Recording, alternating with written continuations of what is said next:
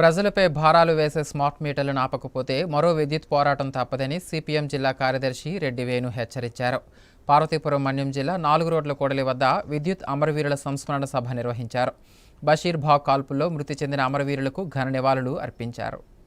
బషీర్బాగ్ కాల్పుల్లో అమరులైన విష్ణువర్ధన్ రెడ్డి, రామకృష్ణ, బాలస్వామికి ఘననివాళులు అర్పిస్తూ పార్వతీపురం మన్యం జిల్లా 4 రోడ్ల కూడలిలో అమరవీరుల సంస్మరణ సభ నిర్వహించారు. సిపిఎం పార్టీ ఆధ్వర్యంలో నిర్వహించిన కార్యక్రమంలో విద్యుత్ అమరవీరుల పోరాటం భావితరాలకు స్ఫూర్తి అని నినాదించారు. ఈ సందర్భంగా సిపిఎం జిల్లా కార్యదర్శి రెడ్డి వేణు మాట్లాడుతూ విద్యుత్ ప్రైవేటీకరణలో భాగంగా ప్రపంచ బ్యాంకు విధానాల అమలుకు విద్యుత్ ఛార్జీలు పెంచడానికి అప్పటి సీఎం చంద్రబాబు పూనుకోగా రాష్ట్ర వ్యాప్తంగా విద్యుత్ ఉద్యమం ప్రారంభమైందన్నారు. అప్పటి ఉద్యమాన్ని అణిచివేయాలని పోలీసులు జరిపిన కాల్పుల్లో 3 అమరులయ్యారని అన్నారు. ఆ పోరాట ఫలితంగా సుమారు 15 సంవత్సరాలుగా విద్యుత్ ఛార్జీలు పెంచలేదన్నారు. గత జగన్మోహన్ రెడ్డి ప్రభుత్వం ట్రూ ఆప్ ఛార్జీలు, ఇతర పేర్లతో విద్యుత్ భారాలు మోపిందన్నారు. ఈ భారాలను వ్యతిరేకించిన తెలుగుదేశం ప్రభుత్వం ఇప్పుడు మరలా రాష్ట్రంలో వ్యవసాయ పంప్సెట్లకు, నివాస గృహాలకు విద్యుత్ స్మార్ట్ మీటర్లు బిగింపు ప్రక్రియను తీసుకువస్తుందన్నారు. దీనిని తక్షణమే నిలిపివేయాలని డిమాండ్ చేశారు. లేకుంటే మరో ప్రజా ఉద్యమం తప్పదని హెచ్చరించారు.